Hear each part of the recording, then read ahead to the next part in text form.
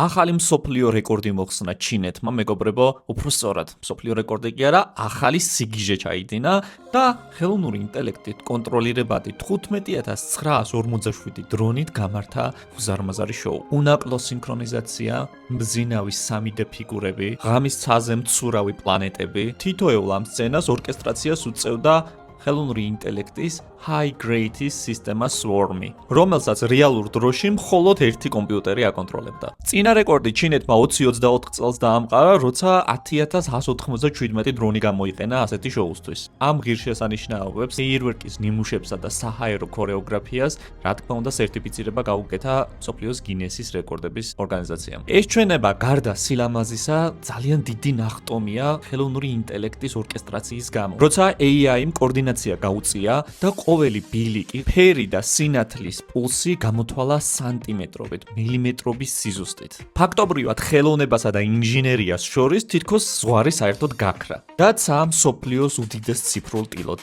იქცა.